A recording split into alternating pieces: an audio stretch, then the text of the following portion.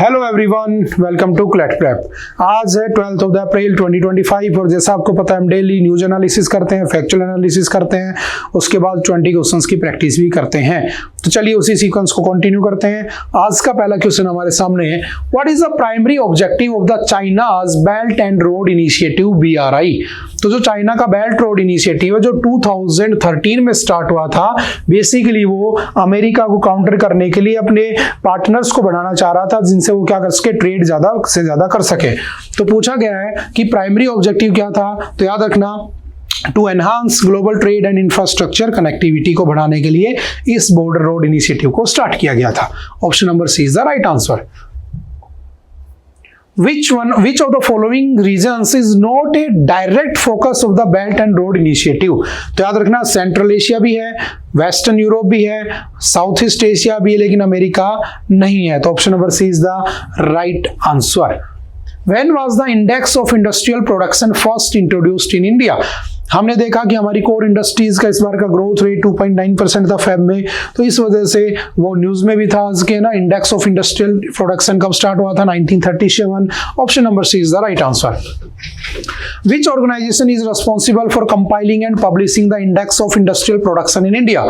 तो कौन है, तो याद रखना सेंट्रल स्टैटिस्टिकल ऑफिस यानी कि CSO। पहले इसको NSO कहते थे, अब इसको CSO कहते हैं, नेशनल स्टैटिस्टिकल, अब ये सेंट्रल स्टैटिस्टिकल हो गया है। ठीक है। Which Indian state became the first to pass a dedicated law for the welfare of the gig workers? तो आज हमने पढ़ा कि कर्नाटक ने बिल पास कर दिया है ना, तो पहला कौन सा था, Rajasthan. Option number C is the right answer.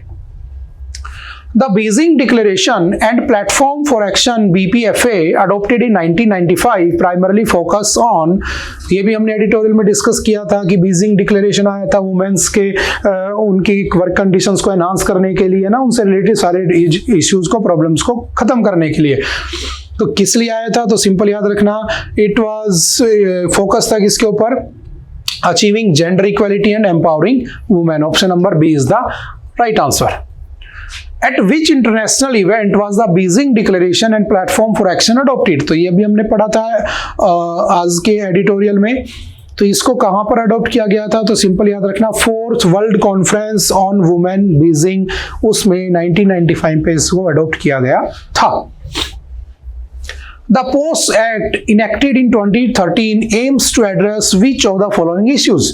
तो पोस्ट एक्ट बेसिकली जो विशाखा गाइडलाइंस आई थी, है ना, विशाखा गाइडलाइंस आई थी 1997 में, उसके बाद इसको 2013 में इनेक्ट किया गया था कि किसी वर्किंग एनवायरनमेंट में अगर किसी महिला के साथ अगर किसी भी प्रकार का सेक्सुअल हैरेसमेंट होता है तो उसके लिए पोस्ट एक्ट लाया गया था। वहां पर एक कमेटी बनाई जाएगी जो इस बात को देखेगी, है ना, कि वहां पर किसी प्रकार का कोई एक्सप्लॉइटेशन ना हो, सेक्सुअल एक्सप्लॉइटेशन। ठीक है, तो इस बात के लिए पोस्ट एक्ट आता है। तो पूछा किस लिए आया था, तो आप समझ गए होंगे, sexual harassment of the women at the work place. ठीक है, option number C is the right answer.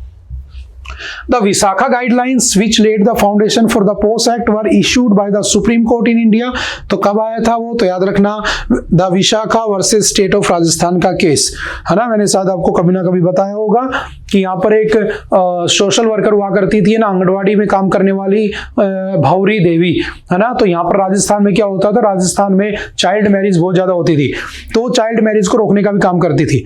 तो एक बार क्या हुआ, यही जयपुर के आसपास के रीजन में ही उसने देखा कि किसी ठाकुरों के किसी बड़ी फैमिली के घर में क्या थी, लड़की बाल विवाह हो रहा था, चाइल्ड मैरिज। उसने रोकने की कोशिश की, लेकिन हुआ क्या कि उस परिवार के लोगों ने उसको पकड़ा और उसके पति के सामने 5 लोगों ने उसके साथ गैंगरेप किया और उसके बाद उसको छोड़ दिया।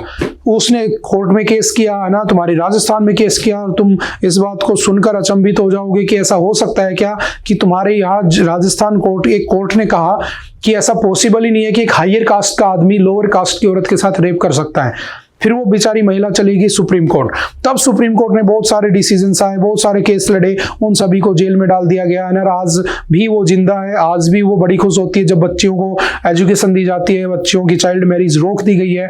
तो वो जो भंवरी देवी केस हुआ था, उस भंवरी देवी केस के बाद 1997 में क्या आई थी, विशाखा गाइडलाइंस। और उस विशाखा गाइडलाइंस के बाद महिलाओं के साथ उनके वर्किंग एनवायरनमेंट में कोई सेक्सुअल हैरेसमेंट ना हो, इसके लिए पोस्ट एक्ट आया था। क्योंकि वो कौन थी, एक आंगनवाड़ी कार्यकर्ता थी, है ना, आंगनवाड़ी में काम करती थी, समझ गए, इसलिए पोस एक्ट आता है। ठीक है, the Vishakha versus state of Rajasthan case. In which year were electronic voting machines EVMs कब आई थी, ये भी हमने आज पढ़ा था। तो ईवीएम को सबसे पहले 1982 में केरला में इंट्रोड्यूस किया गया था। ठीक है, next, which organisation is responsible for the use and management of the EVMs in Indian elections, तो कौन है, तो आपका Election Commission of India, option number C is the right answer, जिसका आर्टिकल है 324।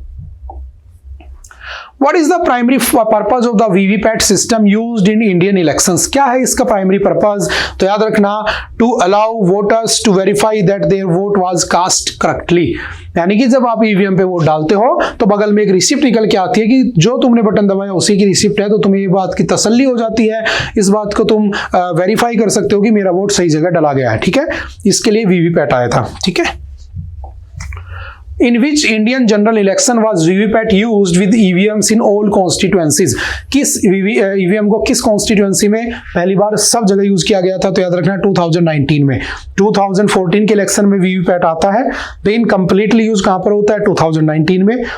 ईवीएम पहली बार लोकसभा में कहां यूज होता है कंप्लीटली, तो 2004 में। ठीक है, What is the primary feature of India's Gaurav glide bomb developed by DRDO? ये भी हमने डिस्कस किया था। तो बेसिकली क्या है, it is a precision guided bomb capable of gliding long distances to hit targets.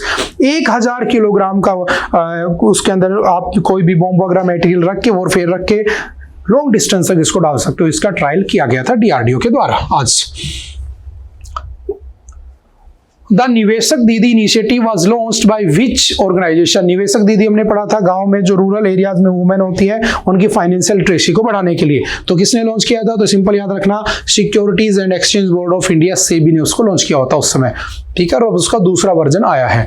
What is the main objective of the Niveshak Didi initiative? ये भी हमने पढ़ा था, क्या ऑब्जेक्टिव है, तो to educate rural women about the financial planning and investment. ठीक है, उसके लिए आया था। Which country signed the Artemis Accord? तो आर्टेमिस अकॉर्ड क्या है, सिंपल याद रखना, ये एक ऐसी ट्रीटी है जो 2020 में की जाती है ना, जिसमें आप स्पेस के अंदर जो डेब्रिस होती है उसको मेंटेन रखोगे, यानी कि स्पेस में कचरा नहीं होना चाहिए, because space is for all. जिस देश के पास स्पेस में जाने के लिए कोई स्पेसशिप नहीं है, तो इसका मतलब नहीं स्पेस में तुम कुछ भी करोगे तो उसका नुकसान उसको भी नहीं होना चाहिए, क्योंकि जो स्पेस है वो सभी के लिए इक्वल है। ऐसी एक ट्रीटी हुई थी 1967 में, जिसको हमने क्या कहा था, आउटर स्पेस ट्रीटी, है ना। Outer space treaty was signed in 1967, और उसके बाद वहां के डेब्रिस को मेंटेन करने के लिए आर्टेमिस अकॉर्ड बनता है, और उस आर्टेमिस अकॉर्ड के साथ अभी किसने उसको साथ साइन किया है, तो बांग्लादेश ने साइन किया है। ठीक है, Which country built a 3D printed railway station in 6 hours? किस देश ने 6 घंटों के अंदर 3D प्रिंटेड रेलवे स्टेशन बना दिया? तो कौन सा हो सकता है, आप समझ सकते हो। इस बार चाइना नहीं है, Japan is the right answer. ठीक है, वैसे हर चीज चाइना ही करता है। Which state's police portal received the Scotch Award in the Police Security category? Police security category में किस स्टेट की पुलिस को स्कॉच अवार्ड मिला है? तो सोचो कौन हो सकता है, Uttar Pradesh. Option number B is the right answer, है ना, बिना कहीं भी तुम कर सकते थे, उसी को मिलना है। Which became India's first unicorn company इन 2025? आपने सुना होगा यूनिकॉर्न कंपनी वो होती है जो $1 बिलियन की वैल्यूएशन की हो जाती है। तो पहले भारत में बहुत यूनिकॉर्न बने, फिर बहुत सारे डूबे भी, बर्बाद भी हुए, है ना। लेकिन याद रखना, जैसे बाइजूस, रविंद्रन, है ना, वो सब, है ना, वो सारे केस। लेकिन 2025 का पहला यूनिकॉर्न कौन बना है, तो याद रखना आपका जस्पे पहली कंपनी बन गई है 2025 की, जिसकी वैल्यूएशन है मार्केट $1 बिलियन। ठीक है, तो सिंपल सा है, याद रखना।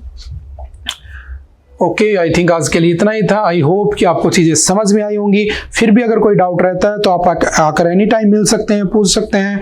ओके, बाय बाय, मिलते हैं दोबारा next time. Okay, thank you, have a nice day.